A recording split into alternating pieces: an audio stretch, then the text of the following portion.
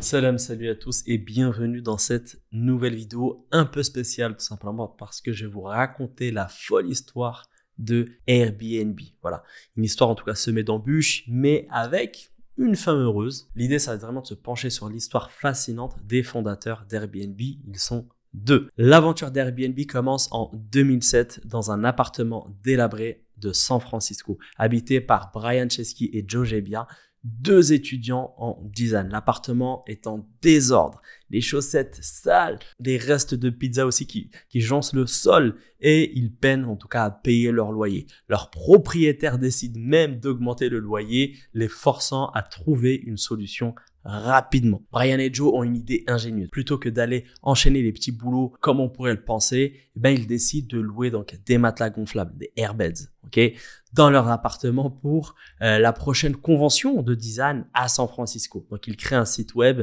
rudimentaire, vraiment quelque chose d'assez petit, airbeds1thebreakfast.com, et attirent 3 étudiants en quête de logement, qui recherchaient des logements. Ces étudiants versent $1000 pour le week-end, résolvant ainsi leur problème de loyer. Encouragés par ce succès, Brian et Joe font appel à Nathan, donc un étudiant en informatique à Harvard, pour améliorer leur site. Donc avec Nathan à bord, ils se lancent dans une nouvelle convention donc à San Francisco. Malheureusement cette fois-ci, leur initiative est un échec avec moins de 50% des appartements loués, les laissant justement endettés et démotivés. Ils ne se sont pas laissés abattre par cet échec-là. Par contre, donc ils ont continué, ils ont persévéré dans leur aventure entrepreneuriale et grâce justement à l'élection de Barack Obama et de la convention démocrate de Denver en 2008, ils exploitent l'événement. Comment? Tout simplement en créant des céréales. Ils créent des céréales en édition limitée Obama O et Captain McCain qu'ils vendent à $40 la boîte, générant ainsi plus de $30 000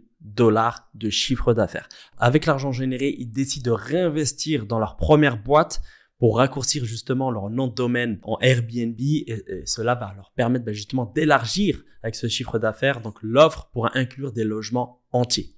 Donc le marketing créatif attire l'attention de Paul Graham, cofondateur de Y Combinator, qui investit $20 000 dans leur startup Airbnb, stimulant davantage l'intérêt des investisseurs. Toutefois, il faut savoir qu'en 2011, une crise éclate lorsqu'un locataire saccage un appartement. Donc la mauvaise gestion initiale de cette situation provoque une tempête médiatique, mais Airbnb se redresse aussitôt en introduisant une assurance couvrant les dommages jusqu'à $1 million, regagnant ainsi la confiance de ses utilisateurs. En 2012, Airbnb réalise une levée de fonds de $2 milliards, consolidant sa place en tant que leader mondial de la location de logements. Aujourd'hui, Airbnb a révolutionné le voyage pour plus de 300 millions de voyageurs à travers le monde, offrant des millions de logements dans plus de 220 pays. Voilà, l'histoire d'Airbnb est une leçon en réalité de persévérance et d'innovation, illustrant comment transformer des défis en opportunités. Comme le dit si bien Brian Chesky, cofondateur d'Airbnb, dans la vie, il n'y a pas de panneaux pour indiquer quelle route prendre. Ces panneaux, il faut les fabriquer soi-même.